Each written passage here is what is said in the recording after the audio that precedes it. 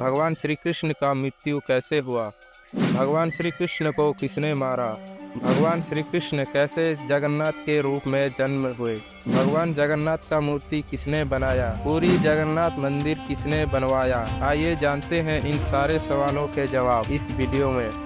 पुराणों के अनुसार द्वापर युग के अंतिम चरणों में भगवान श्री कृष्ण अपने राजमहल परिवार का सुख शांति छोड़कर जंगल में चले जाते और एक पेड़ के नीचे लेटकर ध्यान मग्न हो जाते हैं। उसी जंगल में एक शिकारी था, नाम था जारासवर। वह जंगल में शिकार करने के लिए गया था, लेकिन उसे उस दिन एक भी जानवर शिकार करने को नहीं मिला। अचानक जारासवर को एक पेड़ के पीछे हिलते हुए हिरण के कान दिखाई पड़े। उसने समय न गंवाते हुए अपने धनुष से उस हिलते हुए कान को तीर चला दिया। तभी जोर से चिल्लाने की आवाज आई। जारासवर जैसे ही पेड़ के पीछे जाकर देखता है, उसे बहुत पश्चाताप होता है।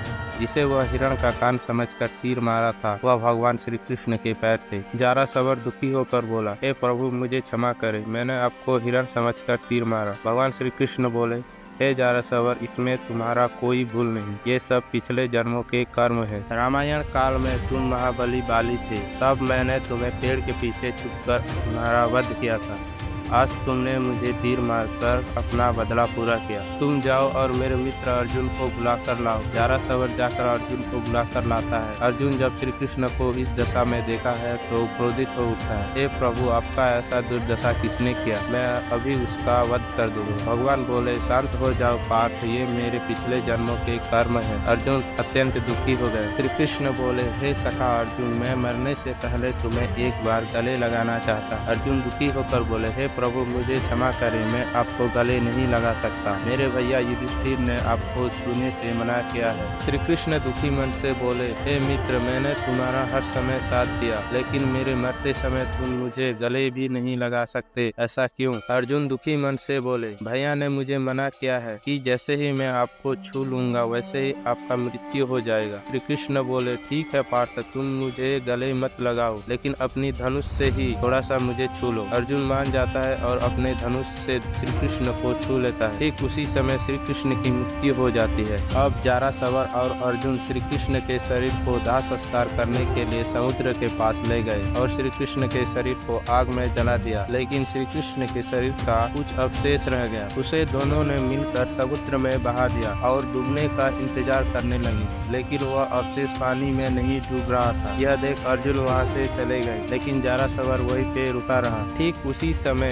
उस बहते हुए अवशेष से चमकते हुए ब्रह्म ज्योति निकला। जारासवर यह देखकर डर गया। तभी आसमान से भगवान श्री कृष्ण प्रकट होकर बोले, हे जारासवर, तुम ही मेरे परम मित्र हो। तुम इस ब्रह्म ज्योति को ले जाकर किसी गुप्त गुफा में पूजा करो। जारासवर ब्रह्म ज्योति को लेकर किसी गुप्त गुफा में पूजा करता है। कुछ समय बीत जाते हैं।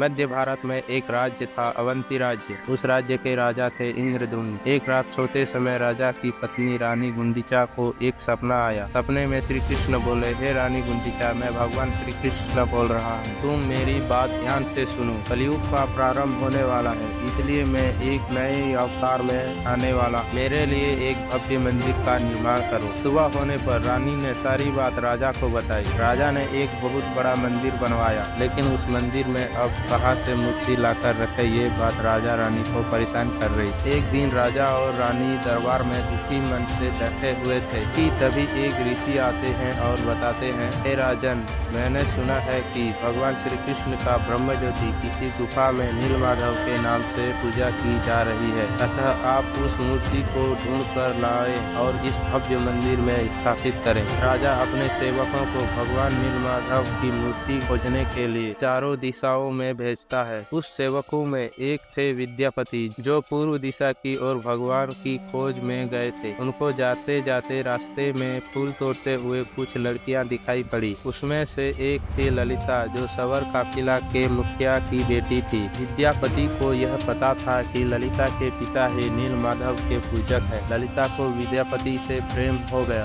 दोनों ने मुखिया की अनुमति से शादी कर ली और ललिता ने विद्यापति को अपने पिता विश्ववसु के घर में रहने के लिए बोली। विद्यापति ने तुरंत ही हाँ कर दिया। कुछ दिन बीत गए। मुखिया हर रोज सुबह सुबह पूजा की थाली लेकर भगवान की पूजा करने जाता था। विद्यापति ने एक दिन अपने पत्नी ललिता से पूछा, तुम्हारे पिता रोज सुबह कहाँ जाते हैं? ललिता ने कहा, मेरे पिता रोज सुबह भगवान नीलमाधव की पूजा करने के लिए जाते हैं। अगले सुबह विद्यापति ने मुखिया को अपने साथ लेने के लिए कहा, लेकिन मुखिया ने मना कर दिया। विद्यापति के बहुत आग्रह करने पर मुखिया मान गए, लेकिन मुखिया ने विद्यापति को कहा, तुम अपने आंखों पर पट्टी बांध लो, तब मैं तुम्हें वहां पर लेकर जाऊंगा। विद्यापति ने अपने आंखों पर पट्टी बांध ली और चुपके से अपने मुट्ठी में सरसों के बीज पकड़ लिया और मुखिया के साथ जाते समय रास्ते में थोड़ा थोड़ा सरसों के बीज छोड़ते गया। मुखिया ने गुफा में पहुंचने पर विद्यापति की आंखें खोल दी और दोनों ने नीलमाधव के दर्शन किया। पुनः मुखिया ने विद्यापति की आंखों में पट्टी बांध दिया और घर की ओर चले गए। बरसात में सरसों के बीज अंकुरित होकर पौधे हो गए और इसी तरह गुफा का रास्ता पता चल गया। विद्यापति ने जाकर राजा को सारी बात बताई। जब राजा और विद्यापति उस गुफा में गए तो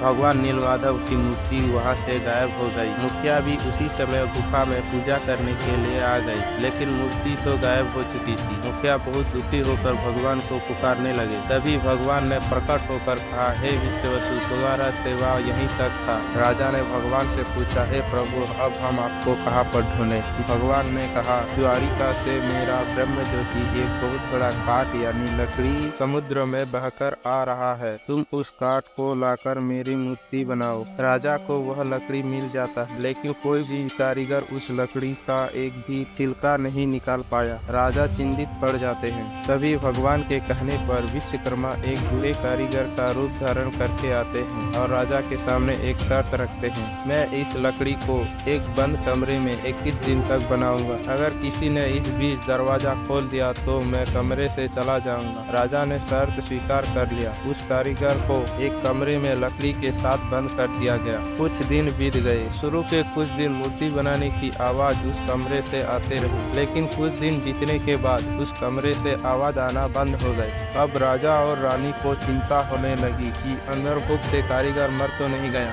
कारीगर ने शर्त रखा था कि 21 दिन तक दरवाजा मत खोलना, लेकिन राजा और रानी ने सोचा कि कारीगर अंदर मर गया होगा और उन्होंने दरवाजा खोल दी।